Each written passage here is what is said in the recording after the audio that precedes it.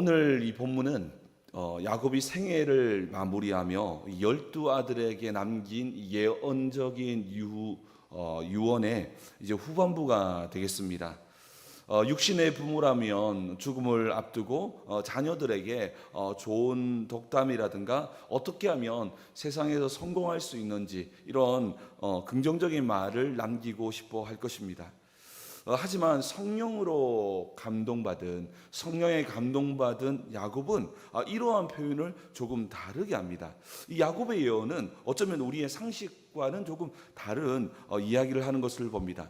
요셉처럼 오늘 본문에 보니까 아주 요셉이 아주 영광스럽게 풍성한 축복의 이 예언을 듣는 아들도 있는 반면에 날카롭고 때로는 아픈 저주에 가까운 책망을 듣고 있는 그러한 예언을 듣고 있는 아들들도 오늘 이 본문을 읽어보니까 존재하는 것을 보게 됩니다. 그런데 오늘 이 본문에서 참으로 놀라운 사실이 하나 있습니다. 그것은 이 모든 예언을 마치면서 이 모든 예언, 이 12아들의 하나하나의 예언, 어떤 아들은 좋은 예언도 있었고 때로는 부정적인 예언도 분명히 존재했습니다. 그런데 이 모든 예언을 마치면서 28절에 보니까 그들 각 사람들의 분량대로 축복하였다라고 말하고 있습니다. 분명히 그 전의 예언은 분명히 때로는 저주처럼 보이는 것도 있고 징계처럼 보이는 분명한 예언들이 존재했음에도 불구하고 마지막에 이 모든 예언을 마치면서 이 예언에 대한 내용에 대해서 평가하면서 이것은 각 사람의 분량대로 오셨던 징계도 저주도 아닌 각 사람의 분량에 맞는 축복이다라고 정의함을 우리가 기억해야 됩니다. 바로 이것이 아버지의 마음을 보여주고 있으며 하나님 아버지의 진심을 보여주고 있음을 보게 됩니다. 신명기 10장 13절에도 동일한 맥락에서 말씀을 전하고 있는데요. 어떻게 말씀하냐면 내가 오늘 내 행복을 위하여 내게 명하는 여호와의 명령과 규례를 지킬 것이 아니냐. 여러분, 이러한 전제, 왜 하나님께서 이 말씀을 하셨는지, 왜 하나님께서 이 저주를 하셨는지, 왜 하나님께서 이 징계를 하셨는지에 대한 전제를 놓쳐버리면 완전히 다른 이야기가 되어버립니다. 여러분, 그렇지 않습니까? 똑같은 이야기를 하더라도 그 사람이 신뢰가 되어지면 너무너무 좋은 말씀이 되게 느껴지는데도 불구하고 동일한 말씀을 했는데 때로는 이 말씀이 상처가 되기도 하거든요. 그것은 이게 어떤 내용이냐도 중요하지만 이 말씀을 바라보는 나의 시각이 너무 중요하다는 것이죠. 이 하나님 말씀을 바라보는 중요한 시각이 뭐냐면 여러분 성경 보실 때도 마찬가지입니다. 전제를 하나 깔아놓아야 될 게 뭐냐면 이 모든 하나님의 말씀은 우리에게 궁극적으로는 이와 같이 행복을 주기 위해서 참된 자유를 주기 위해서 정말 우리에게 진정한 사랑이 무엇인지를 가르쳐 주기 위함이라고 하는 이 전제 위에서 모든 성경 본문과 모든 내용을 살펴보아야지만 성경을 바라보지 내가 가지고 있는 잘못된 시각들 또 그런 것들로 바라봐버리면 성경이 잘못되게 보일 수 있다는 것이죠.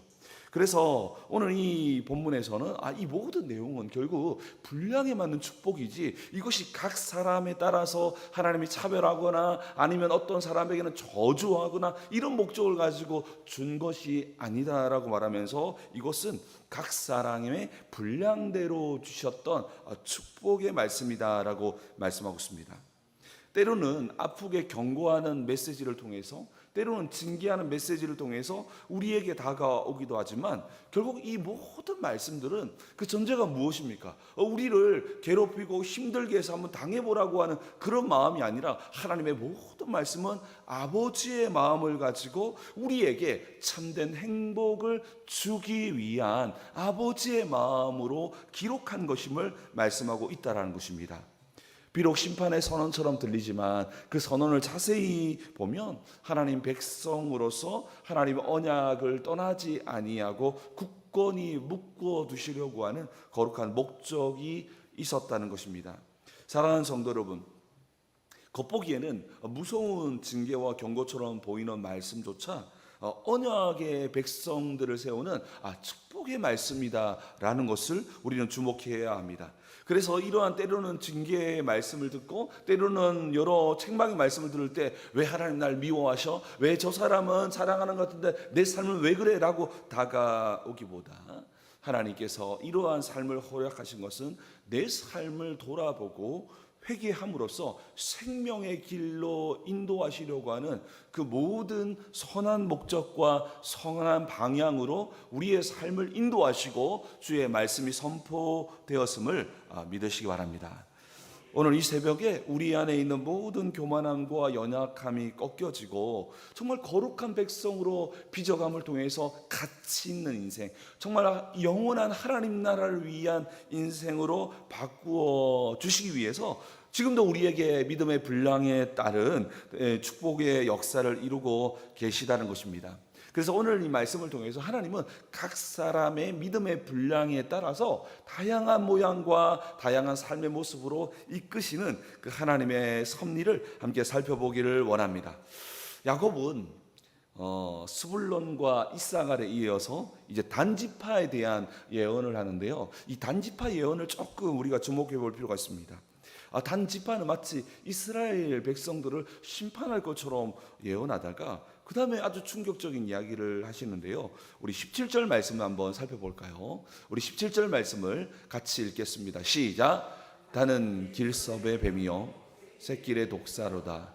말굽을 물어서 그 탄 자를 뒤로 떨어지게 하리로다. 아멘. 실제로 이 단지파, 실제로 사실 이 예언들은 먼 미래에 대한, 이 지파들에 대한 먼 미래에 대한 예언이거든요. 실제로 이 단지파는 훗날에 이스라엘을 우상 숭배로 끌어들이는 가오를 저지릅니다. 형제들을 이렇게 우상의 그런 실패 연장으로 끌어들이는 역할을 실제로 역사 속에서 합니다. 여러분, 성경에서 오늘 이 단지파에게 말했던 뱀과 독사는 무엇을 의미합니까? 창세기 3장에서 인류를 타락시킨 사탄의 권세를 상징합니다. 야곱의 후손들이 이 죄의 맹독에 물려서 처참하게 무너질 미래를 미리 바라보았습니다. 이 뼈아픈 이 미래를 향해서 이 단지파가 너무너무 치명적인 역할을 감당함으로써 이 야곱의 마음은 무너지게 된 것이죠. 여러분 생각해 보십시오. 아무리 예언을 한다 하더라도 너무너무 사랑하는 아들의 그 인생 속에서 정말로 무너져가는 그 자녀들의 인생들을 보면서 마음이 너무 아팠다는 것이죠. 그러면서 야곱은 단지파의 예언을 하면서 갑자기 예언을 멈추면서 아주 중요한 한 메시지를 집어넣고 있습니다. 그리고 단지파의 예언을 보면서 바로 하늘을 향해서 간절한 부르짖음을 부르짖고 있는데요. 바로 18절 말씀입니다. 우리 18절 말씀을 함께 보겠습니다. 읽겠습니다. 시작. 여호와는 나는 주의 구원을 기다리나이다. 아멘. 그러면서 아주 중요한 메시지, 단의 너무너무 절망적인 그 단의 지파의 역할들, 그리고 단의 지파로 말미암아 이스라엘이 영향을 받아서 결국 우상에 빠져서 허덕거리는 그 미래를 보게 된 것이죠. 그때의 아버지의 마음은 어땠을까요? 무너지고 절망적이고, 그리고 이런 마음이 들지 않았을까요? 단지파, 너의 미래는 왜 이러냐라고 하면 책망하고 싶은 마음이 들겠지만, 아무리 야곱이 단을 책망한다고 하더라도 그 미래가 바뀌어지지 않거든요. 그때 아주 중요한 메시지, 여호와여 주의 구원을 기다리나이다. 이 부르짖음은 굉장히 중요한 말씀입니다. 이 무서운 이 책망이 단지파에서 흘러 나오는데요. 정말로 이와 같이 단지파의 이 예언 속에서 정말로 무너져가는 그 자녀들을 보면서 결국 무엇을 그들에게 알려주기를 원하냐면, 인간의 힘과 지혜로는 죄의 권세와 사탄의 권세를 이길 수 없음을 깨달으면서 결국 이 야곱은 아주 중요한 메시지를 하나 기억해내는 겁니다. 오늘 여호와여 나는 주의 구원을 기다리나이다. 이게 어떤 말씀일까요? 이 야곱은 정말로 이 절망적인 단의 예언과 앞으로 이 단 지파를 통해서 여러 영향을 받아서 이스라엘 그 아들들의 그 민족들이 무너져가는 모습들을 보면서 결국 무엇을 기억해내냐면 여자의 후손이 뱀의 머리를 상하게 할 것이라고 하는 원시 복음, 정말로 우리의 인생을 회복시킬 이 복음을 기억해내는데요, 그것이 바로 여호와여 나는 주의 구원을 기다리나이다 라고 선포하는 것입니다. 십자가에서 죽으시고 부활하심으로 사탄의 권세를 박살내모를 통해서 우리 인류와 우리의 인생을 승리로 이끌 그 승리의 메시지를 붙들고 있는 것입니다. 우리의 힘과 노력으로는 이 사탄의 공격과 사탄의 권세를 이기는 것은 어렵기에 마귀의 일을 멸하기 위해서 이 땅에 오신 그 그리스도의 이 놀라운 역사들을 기대하며 기다리는 것입니다. 오직 하나님만이 모든 미래를 바꿀 수 있으며 사탄의 권세를 이길 수 있음을 기억하며 주의 구원을 기다림을 선포하고 있음으로써 무엇입니까? 자녀들에게, 이 백성들에게, 이 아들들에게 우리의 삶이 절망적이고 우리가 연약해서 넘어질 수밖에 없는 우리의 미래이기 때문에 우리는 무엇을 기다려야 됩니까? 주의 구원을 기다려야 된다. 바로 하나님의 역사를 기다려야 된다. 바로 그리스도의 오실 그리스도를 붙들어야 될 것을 말씀하는 한 장면이 여호와여 나는 주의 구원을 기다리나이다 라고 말씀하면서 우리의 인생의 연약함 가운데에 가장 중심에 붙들어야 할 메시지, 바로 십자가를 붙들 것을 말하고 있습니다. 이 짧은 탄식 속에서 오직 복음만이 우리의 연약한 인생과 미래의 승리를 가져올 유일한 힘이라는 것이죠. 그래서 정말로 나의 힘과 능력으로도 정말로 바꿀 수 없는 그 모든 것들 가운데서도 나는 여호와의 구원을 기다리나이다 라고 하면서 여호와의 구원의 역사를 기다리는 것입니다. 사랑하는 성도 여러분, 때로는 우리가 말씀을 읽다 보면 때로는 우리의 연약함, 우리의 부족한 모습들을 찌르는 여러 가지 말씀들이 있을 때가 있습니다. 그러나 이 모든 말씀은 오늘 그 야곱의 그 걸음들처럼 결국 어디로입니까? 여호와여 나는 정말로 여호와의 구원을 기다린다라고 하면서 우리의 연약함과 우리의 부족함과 우리의 징계와 모든 것은 그냥 그 속에서 그렇게 어려운 가운데 거하라는 것이 목적지가 아니라 결국 이 야곱의 고백에서 우리가 알 수 있는 것은 그렇구나, 우리의 연약함과 부족함과 넘어짐은 결국 어디로 나가라는 겁니까? 결국 그 속에 매몰되어 있지 말고 결국 부활하신 예수 그리스도를 붙들고 다시 일어서라라고 하는 그 메시지로 향하고 있다라는 것입니다. 그렇기 때문에 우리의 연약함과 부족함 가운데 멍하니 매여 있다면 그것은 바로 사탄의 결국 더 깊은 어둠 속으로 빠져들게 되겠지만, 그때 그 순간에 우리가 어떻게 해야 됩니까? 여호와여 나는 주의 구원을 기다립니다 라고 고백하면서 어디로 나가야 됩니까? 십자가의 부활을 통해서 우리에게 승리 주셨던 그분의 메시지 속으로 들어갈 때 십자가의 복음의 능력이 우리의 삶의 실제가 될 줄 믿습니다. 우리의 연약함과 우리의 부족함과 우리의 연약함 때문에 망쳐져가는 우리의 인생은 계속될 것입니다. 그러나 그럴 때마다 우리를 향해서 십자가로 나아가게 한다면 그 십자가가 우리의 삶을 완성하며 온전케 함으로써 도리어 우리의 약함이 하나님의 강함, 우리의 약함이 십자가의 위대함, 우리의 약함이 부활의 능력을 드러내는 주님의 축복의 통로가 될 줄 믿습니다. 오늘 이 야곱은 이 짧은 장면에서 이 모습을 보여주고 있습니다. 단에 너무너무 절망적인 이 사탄의 역사와 같은 이 속에서 정말로 어디로 나아갈지 이 아들들에게 여호와여 나는 주의 구원을 기다리나이다 라고 나아가기를 원했던 이 아버지의 마음이 바로 오늘 본문에 기록되어 있다는 것입니다. 이어서 야곱은 갓과 아셀과 납달리와 요셉과 베냐민에 이르기까지 그들을 향해서 예언을 합니다. 그러면서 오늘 이 요셉, 특별하게 요셉은 다른 누구보다 오늘 이 예언에서 12예언에서 유다와 요셉에게는 아주 특별하게 예언하는 것을 보게 됩니다. 요셉을 향해서 샘 곁에 아주 무서운 가지, 정말로 하나님의 그런 생수와 그 은혜를 공급받아서 무서운 가지임을 요셉을 향해서 말합니다. 그 가지가 담을 넘을 만큼 풍성하다라고 말합니다. 하지만 여러분, 요셉의 삶을 한번 보십시오. 처음부터 평탄하고 화려했습니까? 얼마나 많은 억울함과 고통이 가득했습니까? 그러면서 이 요셉의 예언 속에서 이 모여있는 아들들을 향해서 아주 그 요셉이 요셉 될 수 있었던 아주 중요한 그 힘과 원리를 선포하고 있습니다. 그 원리가 바로 24절 말씀입니다. 창세기 49장 24절 말씀을 우리 함께 읽어보도록 하겠습니다. 읽겠습니다. 시작. 요셉의 활은 도리어 굳세며 그의 팔은 힘이 있으니 이는 야곱의 전능자 이스라엘의 반석인 목자의 손을 힘입음이라. 아멘.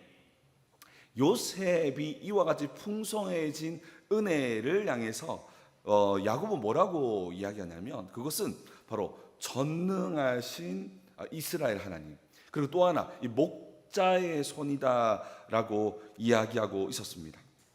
바로 전능하신 하나님이 그를 붙들고 있었고, 또한 우리가 주일날 살펴보았듯이 바로 로이의 하나님, 바로 목자 대신, 이게 바로 야곱의 고백이었거든요. 야곱의 인생을 돌아보니까 한마디로 나를 기르시고 지금까지 인도해 주셨던 목자의 하나님이시다, 하나님은 우리를 돌보시고 이끌으시는 목자의 하나님을 고백했던 것처럼 그 목자의 하나님이 요셉을 요셉되게 했다라고 이야기하고 있습니다. 사랑하는 성도 여러분, 지금 어떤 큰 어려움을 겪고 있느냐보다 훨씬 더 중요한 것이 있습니다. 그것은 바로 엘샤다이의 하나님, 여호와 로이, 목자 되신 하나님이 지금 우리와 함께 계시다는 것입니다. 내 눈에 절망같이 보이더라도 우리가 바라보아야 할 것은 내 삶에 얼마나 큰 문제가 다가왔고 얼마나 복잡하냐를 바라보기보다 지금 나와 함께 하시는 그 하나님은 엘샤다의 하나님, 전능하신 하나님이시며 지금 나와 함께 하시는 하나님은 로이의 하나님, 바로 목자 되신 하나님이심을 바라보아야 한다라는 것입니다. 오늘 이 야곱은 이 요셉의 예언을 통해서 많은 아들들을 향해서 이건 요셉의 위대함이 아니고 전능하신 하나님, 바로 목자 되신 하나님이 함께 하셨기에 너희들도 바로 이 하나님을 누릴 때에 이와 같은 은혜를 누릴 수 있음을 선포하고 있는 것입니다. 그러면서도 이 모든 예언을 마쳤을 때에 이 위대한 결론에 주목해 볼 필요가 있는데요. 우리 28절 말씀, 우리 마지막으로 우리 한번 보겠습니다. 자, 49장 28절입니다. 시작. 이들은 12지파라. 이와 같이 그들의 아버지가 그들에게 말하고 그들에게 축복하였으니 곧 그들 각 사람의 분량대로 축복하였더라. 아멘. 성경을 보니까 어떤 지파는 수고도 하고 경고도 하고 또 책망도 합니다. 그리고 또한 요셉에게는 또 풍성한 또한 그런 은혜도 선포하기도 합니다. 어떻게 보면 불공평해 보일 수도 있습니다. 어떤 사람에게는 정말 엄청난 예언을 하기도 하고 어떤 사람에게는 정말 그 미래를 너무나 어둡게 선언하기도 하는 것처럼 보입니다. 자, 너무나 다릅니다. 자, 그러나 오늘 이 본문에서 마지막의 내용에서 이거는 각 사람의 분량대로, 각 사람의 모양대로, 각 사람의 상황대로 축복하셨다라고 이야기하고 있습니다. 야곱이 이와 같이 예언하는 것은 결국 단순하게 자녀들을 멸망시키고 책망하고 심판이 목적이 아니었다는 것입니다. 자녀들의 연약함과 죄성을 그대로 파악하게 만듦을 통해서 곁길로 가지 아니하고 엘샤다의 하나님, 로이의 하나님 안에 거함을 통해서 요셉과 같은 축복과 유다와 같은 축복이 온 이 백성들에게 임하기를 원했다는 것입니다. 그래서 결국 이들에게 도전하는 것은 무엇입니까? 믿음의 분량대로 이렇게 축복하는 것이니까 네 삶에, 지금 현재의 삶이 너무나 중요하고 지금 비록 부족하다 하더라도 여호와께 회개하고 돌아감으로써 우리 모든 미래가 열려있다라는 것을 궁극적으로 말하기를 원했다는 것입니다.